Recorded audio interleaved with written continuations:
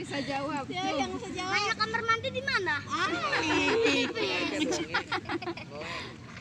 Tadi kita udah ke pertama Panembahan Maulana Yusuf, Kasemen, Maulana Hasanuddin, Banten Lama, terus ke Banten,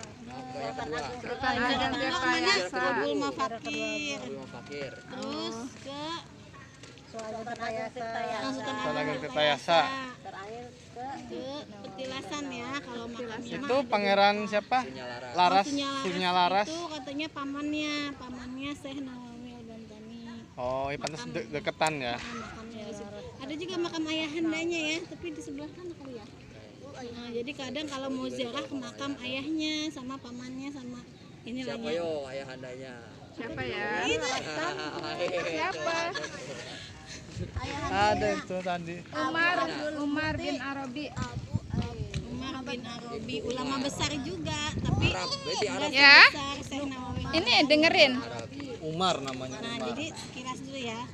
Syekh Muhammad Nawawi Al-Jawi Al-Bantani itu kan gelarnya ya, karena orang Jawa, orang Banten. Jadi disebutnya kalau ada orang Jawa Banten ke Mekah disebutnya Al-Jawi Al-Bantani. Gelarnya di sana gitu. Bukan Jaseng. Bukan ya. Serangi atau Syekh Nawawi Al-Bantani lahir di Tanara, Serang 1230 atau 1813 ya. Berarti ini ya tempat kelahirannya ya, tadi itu rumahnya. Iya, itu rumahnya itu. Ya, terus dia ada seorang ulama Indonesia yang bertaraf internasional yang menjadi Imam Masjidil Haram. Ia bergelar Al-Bantani karena berasal dari Banten, Indonesia. Ia adalah seorang ulama dan intelektual yang sangat produktif menulis kitab. Jumlah karyanya tidak kurang dari 115 kitab yang meliputi bidang ilmu, fikih, tauhid, tasawuf, tafsir, dan hadis. Tapi ada yang bilang lebih dari 115, katanya 132. Subhanallah. Masya Allah. Bisa jadi.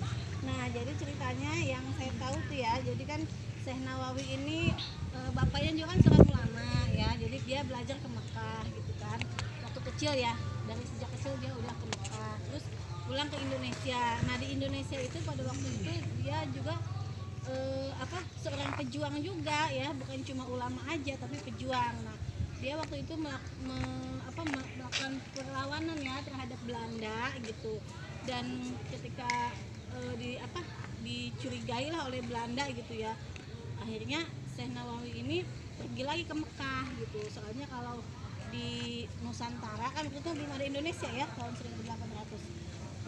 Kalau di sini nanti dia akan ditangkap oleh Belanda. Jadi daripada ditangkap dia lari ke Mekah lagi. Makanya kenapa nggak pulang-pulang? Karena kalau pulang akan diasingkan oleh Belanda, dibuang gitu tuh, dibuang oleh Belanda. Karena kan dulu ulama-ulama yang melakukan perlawanan terhadap penjajahan ya, buang kan, ada yang dibuang ke Manado ya kan. Kalau Syekh Nawawi ini berhasil melarikan diri ke Mekah, makanya dia sampai meninggalnya di Mekah, karena di Mekah juga diawasi oleh intel Belanda itu gitu, jadi nggak boleh pulang gitu tuh, di blok gitu ya, di blok gitu.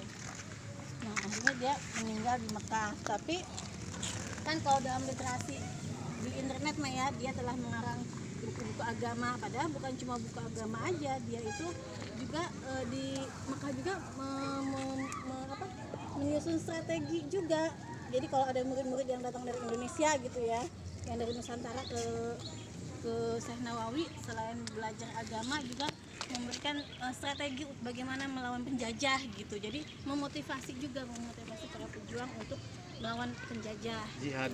ya untuk jihad lah gitu ya, salah satunya itu. Jadi itulah yang diajarkan oleh Syekh Nawawi Al-Bantani ya, selain mengajarkan ilmu agama juga mengajarkan bahwa kemerdekaan gitu ya, kita tidak boleh dijajah oleh atau melawan kezaliman lah seperti itu ya. Nah jadi beliau kan meninggalnya di Mekah ya, makanya di sini mah hanya ada petilasannya saja atau makam keluarganya seperti ayahandanya dan pamannya gitu. Tuh, ada yang ditanyain lagi nggak?